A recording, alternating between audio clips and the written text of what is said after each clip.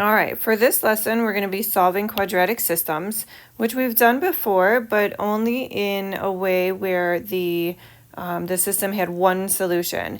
And you can see in both of these graphs here, both of these examples, there's actually two solutions. This line here intersects the parabola at 2 points. The first one being -2, 0 here. And then again, over here at +3, 5. So when we're looking for solutions to system, whether we solve them using graphs or algebraically, we want that xy coordinate pair. So we can see again here that these two parabolas are intersecting. Our first intersection point, our first solution is -2, 0. And then those two parabolas meet again over here at +2, 0. So today we're going to be solving quadratic systems where our functions intersect 2 times. We end up with 2 solutions. So for all of these, we can see that y is by itself, right? All of these equations are y equals. And when that happens, we can set our equations equal to each other and then factor and solve our equation, all right?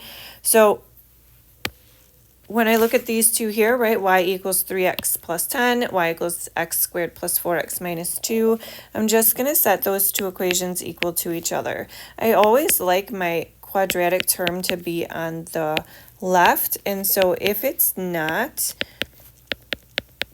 right, I think this one and number 6, I'll do that way where I put my quadratic equation on the left-hand side. The rest of them are set up for that to happen just automatically. So I would just 2x squared and then put like first equation equals second equation for all of these, except for 5 and 6, only because I want that quadratic term to be on the left. Now, that quadratic term is not going to be eliminated, so we're going to need to factor and solve.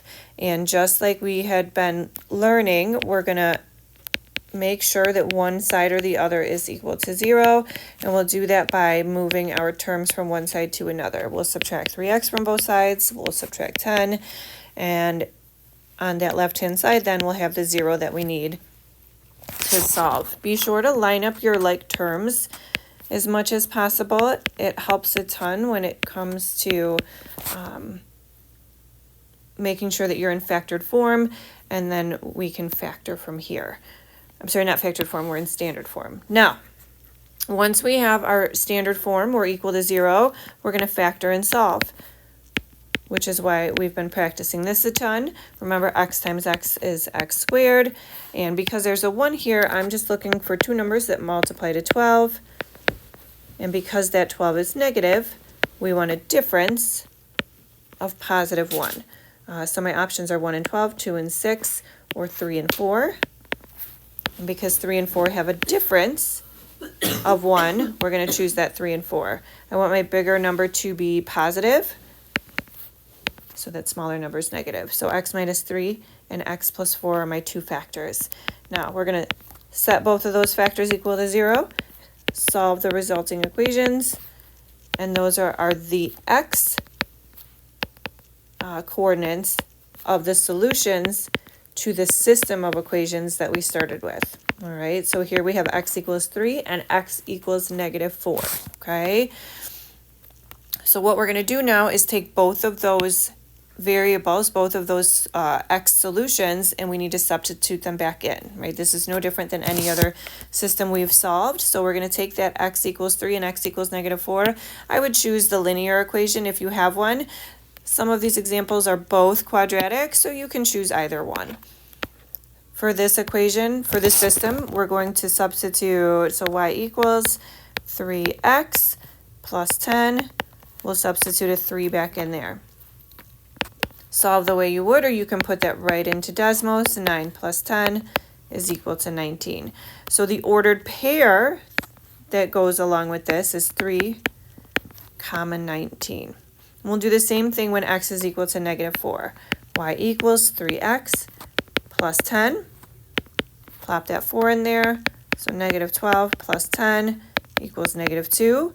And our solution is -4, -2. Remember, we're solving quadratic systems that have two solutions, so you're looking for those two ordered pairs. It's helpful for these especially, I would think, to go back to those original equations and check your solutions in Desmos. Y equals 3x plus 10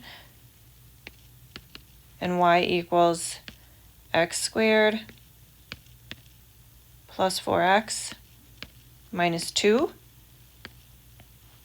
We can see -4, -2 down there, and then we'll just have, we'll have to scroll a little bit, but 3, 19 is up here. So we did it. Now, for the rest of these, again, set your equations equal to each other. So what did we do?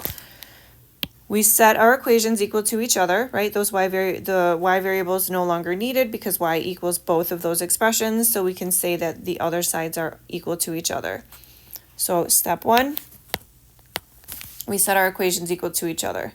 Step 2, make sure that your quadratic equation is equal to 0, so that step 3, you can factor, and step 4, you can solve.